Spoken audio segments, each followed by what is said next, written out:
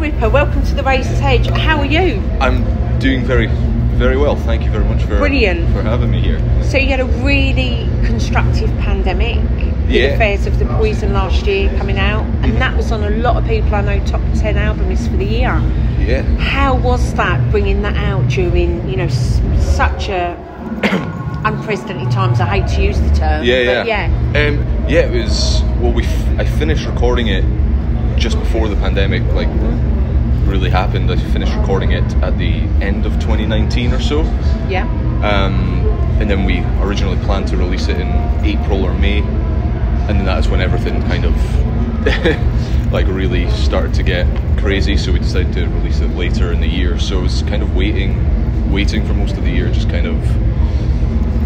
waiting to see what was going to happen and things like that. But during that time, I've been writing for the next album as well. So it's gave me a lot of time to both promote the last album, The Affair of the Poisons, and work on new stuff. I think the big downside was that we never got to tour in support of the album. We had a few tours, 2 or 3, that were planned that would have been really fun, really cool. They were cancelled, as was everything else. So, but I think it was quite a good time to maybe release the album, just because it gave a lot of people had nothing to do other than kind of listen to music and stuff. So it kind of came out. There's advantages and disadvantages, I think, to doing it. But and it seemed to be well received. People liked it. As you said, it was on a few people's top 10 and stuff, which is really always a cool thing to see, that kind of thing. I'm just glad people liked it. So traditionally, the way to get something out would be, release and then tour, and like you said, you haven't been able to do that. So did you feel you had to do things differently to kind of connect with your fan base? Kind of. I kind of already do a lot of that stuff. I'm quite active on social media and things, just because being a one-man band, a solo project thing, over the years we haven't played live so often, so my main means of promotion has always been, for the past 5 years or so, social media and online presence and all that kind of stuff. So it was kind of it was similar to what I've done before, but just kind of amplified to reflect that everyone was doing it. I think that made it harder, because everyone was kind of online instead of people kind of scattered, touring everywhere. So everyone was kind of in the same place, doing that. So I think, it was kind of, I'm kind of used to doing that kind of stuff, like Instagram, Facebook, emailing, and just all that kind of stuff, I would say. So as you said, being a one-man band, you are a solo project. How does that work for you creatively? Because a lot of people we talk to obviously are bands, and they have that process. How is that for you? For me, I just it started because in my local scene at the time, I wasn't really involved. I was just kind of starting to get involved in my local scene in Aberdeen, so I didn't really know much people that played music, and then let alone liked the same kind of music. And then, of course, everyone can relate. Finding a drummer is impossible. So it started out of necessity. I just wanted to write and record music, and I also wanted to learn how to record and mix music. So I thought if I did both at the same time, it would kind of be a good thing. But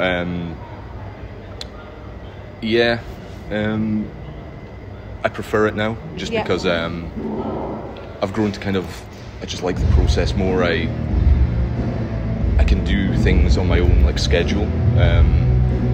I don't need to wait for anyone to be available for practice. I don't need to be available. Everyone have to be available for writing and recording and things. If I wanted to take a break or something for a year or whatever and not do anything, I could do that with no real people like other band members relying on me and things like that. So it's just the kind of the method of doing everything myself is just what I prefer. It's more enjoyable. I think it's more fulfilling, more convenient. I can do it at home.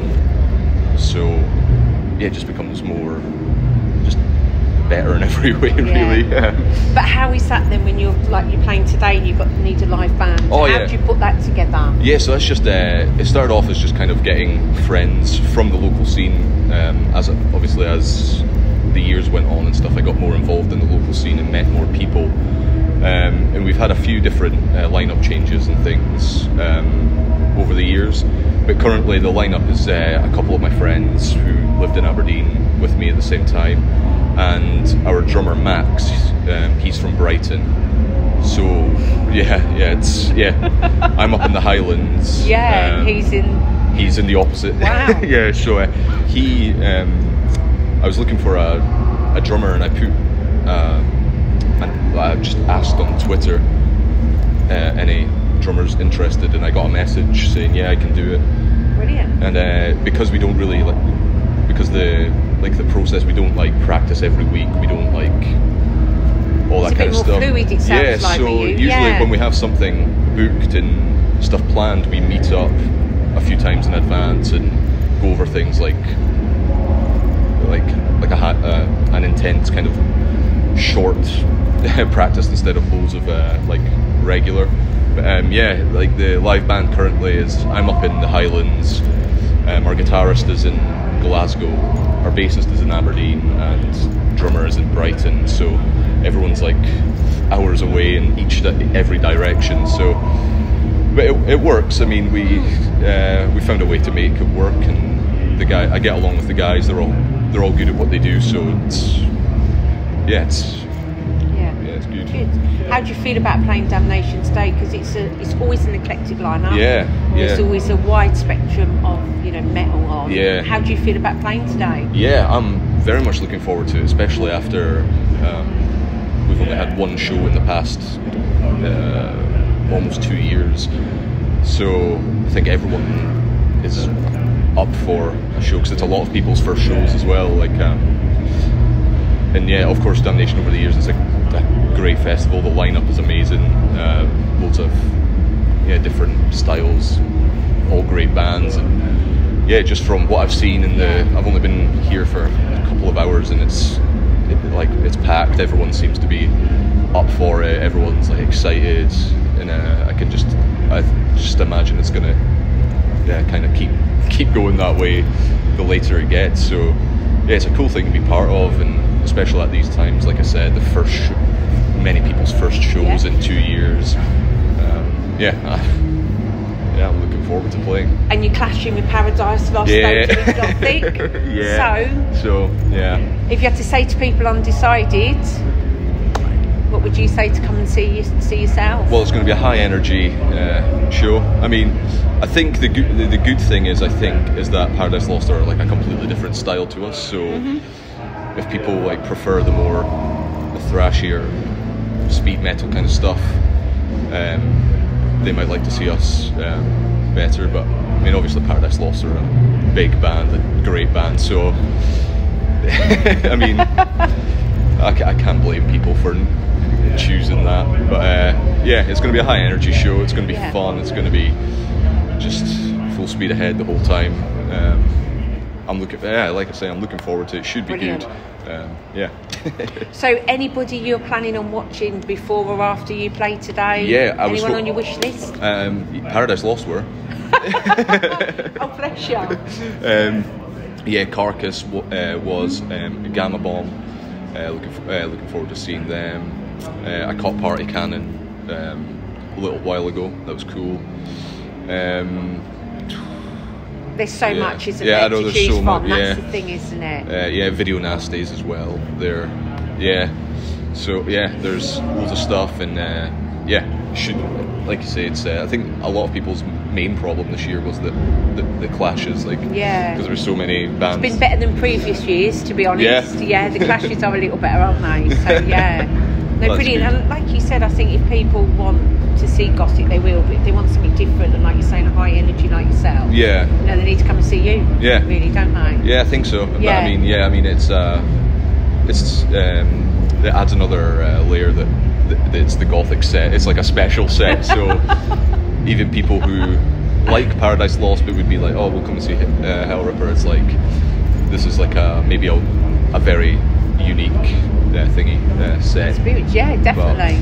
But, I'm sure. Yeah, both will be enjoyable. Yeah. So. Do you plan on playing any new material? Yeah, we've got we haven't played a lot of songs from the Affair of the Poisons so far, since we've only had the one show since it was released. So we've got a couple songs from that album, and a couple of songs that we haven't played in a few years. So yeah, it should be good. There'll be songs that people have never seen us play before. So yeah, that's brilliant. That should be fun. So what's the plan for, say, the next 12 months? What can we expect to see you doing? Well, hopefully a new album.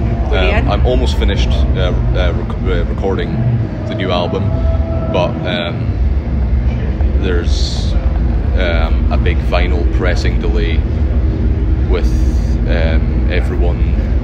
There's like a shortage of materials or something. I'm not too clued up, but so that's delaying things quite a bit. So ideally the album would be released in April or May this coming year, but at the moment it's looking like September because of the delays.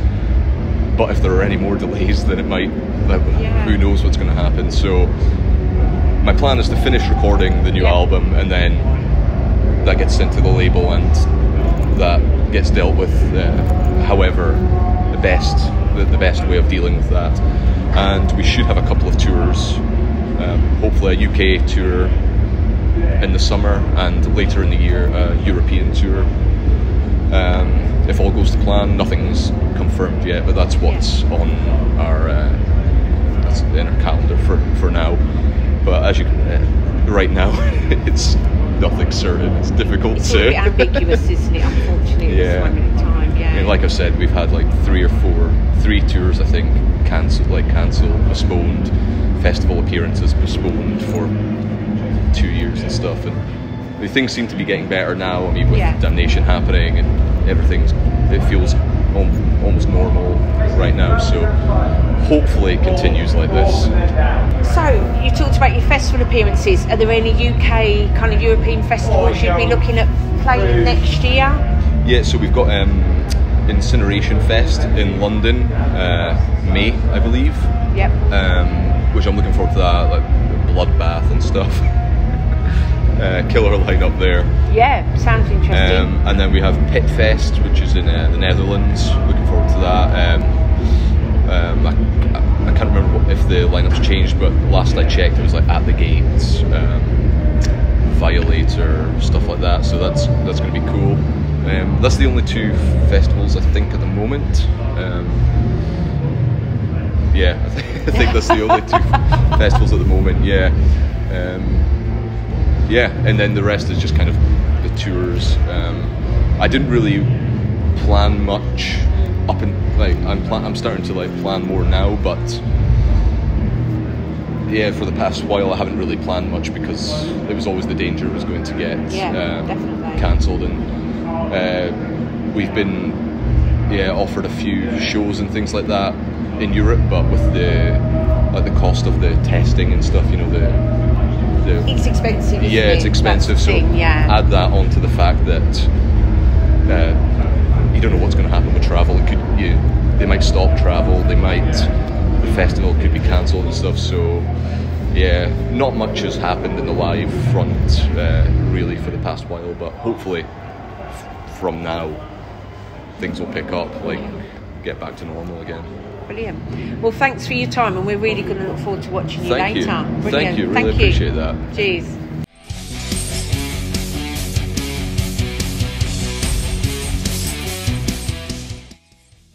Thanks for listening. Make sure you keep up to date with future episodes by subscribing to our channels. For more information on this podcast, or for all the latest music news, reviews, interviews and more, head over to our website www.therazorsedge.rocks.